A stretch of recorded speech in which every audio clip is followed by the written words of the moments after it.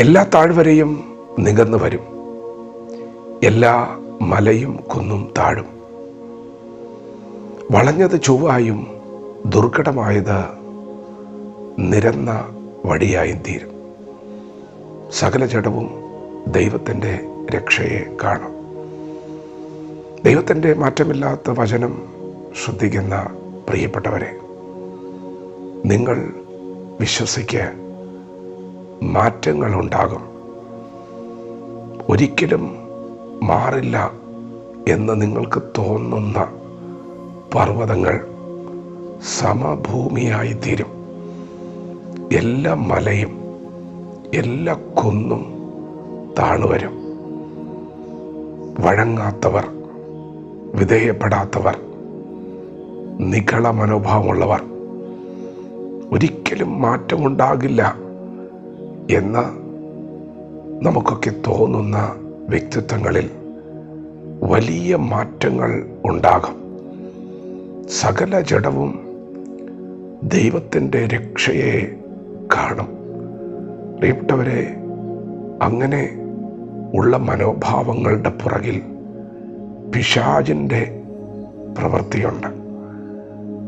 പൈശാചിക ശക്തികളാണ് അങ്ങനെയൊക്കെ പെരുമാറുന്നത്. ആ സ്വഭാവത്തിൻ്റെ പുറകിൽ പിശാചിൻ്റെ കരങ്ങളാണ്. എന്നാൽ യേശുക്രിസ്തു ക്രൂശിൽ തകർക്കപ്പെട്ടപ്പോൾ എല്ലാ വാഴ്ചകളും എല്ലാ അധികാരങ്ങളും ആയുധവർഗം വെച്ചു. എല്ലാ ശക്തികളെയും യേശു പരസ്യ കാഴ്ചയാക്കി. പ്രിയപ്പെട്ടവരെ, നിങ്ങൾ യേശുക്രിസ്തുവിൻ്റെ നാമത്തിൽ പ്രാർത്ഥിച്ചാൽ, നിങ്ങൾ യേശുവിൻ്റെ ക്രൂശിൻ്റെ വചനം ഉയർത്തിയാൽ, അതിനു മുൻപിലെല്ലാം താണുവരും.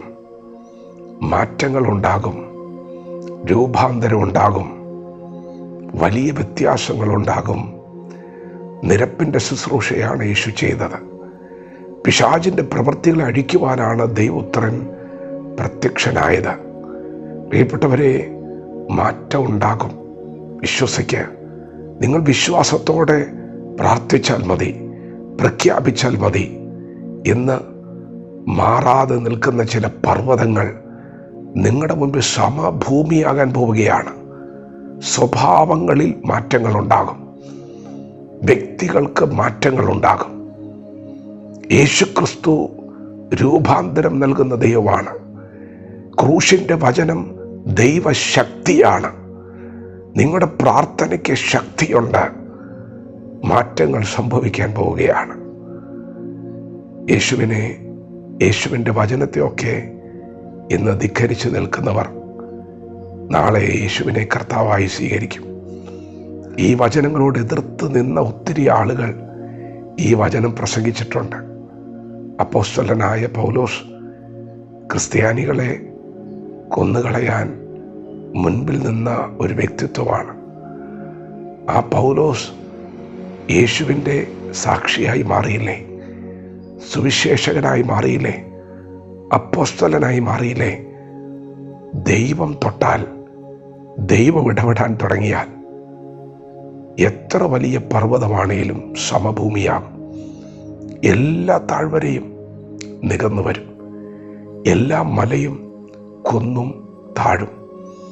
വളഞ്ഞത് ചൊവ്വായി വരും, ദുർഘടമായത് നിരന്ന ഭൂമിയായിത്തീരും.